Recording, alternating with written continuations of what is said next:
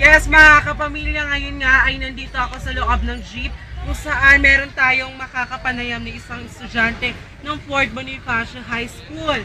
At narito nga si Mr. Jmar Consejo na nag-aaral sa Fort Bonifacio High School ng Fort Rizal.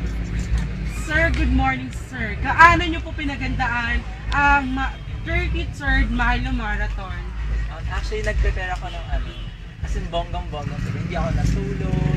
Tapos napag-inipa ko Milo Marathon. Nagpatakbo daw ako. Tapos ako na yung first champion. Ganon.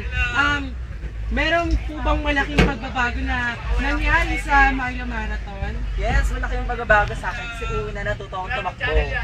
Kasi dati... RPN! Hindi ako RPN. tumakbo. Ano ba? Nag-prepare ka ba ng mga snacks, food, rice? Of course, nag-prepare ako. Siyempre nakakagutom tumakbo ng 5 km. So, nag-prepare ng tubig. May bago ka bang mga nakilalang mga bagong kaibigan? May Sa iyong pagtakbo? bagong parating, may bagong parating. Actually, oo. Nagdadaming gwapo kasi. Kasi mga gabi lang gabang aksila. Let's see. Sir, thank you sir. At ayan po ang mga kaganapan na nangyari dito sa 33rd Milo Marathon. Bakit studio?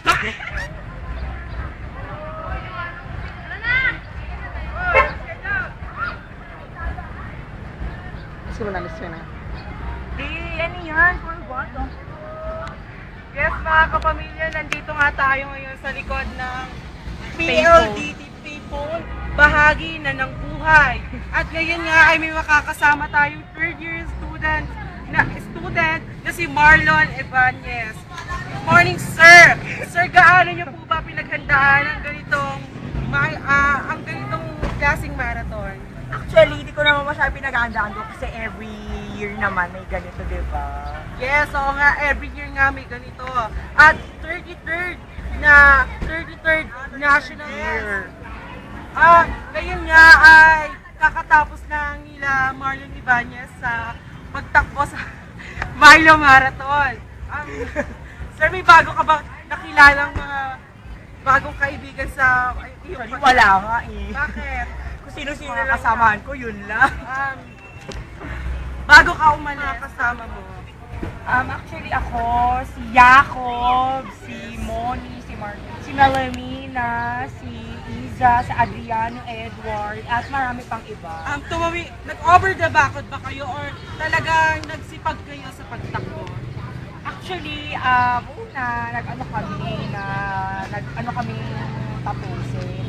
Kaso, since na yung mga pulse namin is gumagano-ganon na, ayaw na patakbuhin, ninikis na kami. Nag-decide kami na mag-jower the back. Pero ayun yun, malapit Kahit sa nga nag-over the backod naman sila, ay naghirap pa rin naman sila sa kanilang pagtakbo. At ito ang kanyang masasabi sa 33rd National Milo Marathon. Balik sa'yo, Julius.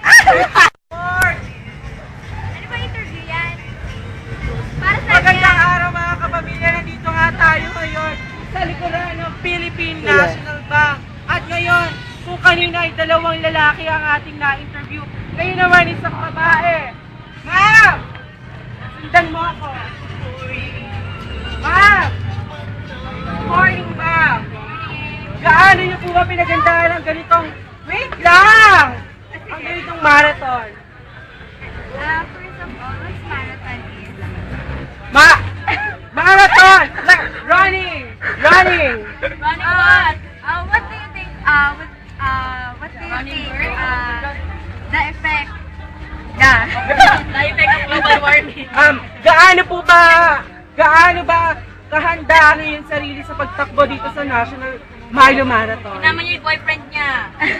Pang ilan na ba yung National Milo Marathon ngayon? Ilang taon ka nang tumatakbo? Ay, I'm running for 3 years.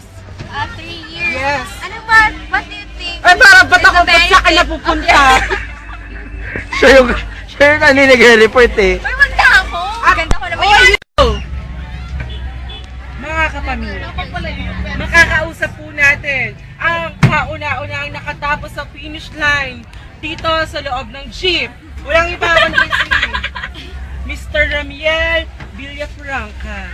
Bukas naman. Sir, good morning, sir. Morning, ma'am. Good morning, sir. Morning, ma'am. Ano po, bakit po kayo natapos ng maaga? Bilis na. Yes, kaysa naman po matapos ng gabi, di ba? Sabi mo ano mga ingredients? Meron po ba kayong kasabay? Ilan po May ba ano mga siya, kasabay inspirasyon. niyo? Inspirasyon sa inyong pagtakbo. Si Arjuna. Una kaya? Hindi ka nasagot eh. Salamat, sir. Yun nga po ang pahayag ni Mr. Ramiel Villafranca. Maraming salamat po.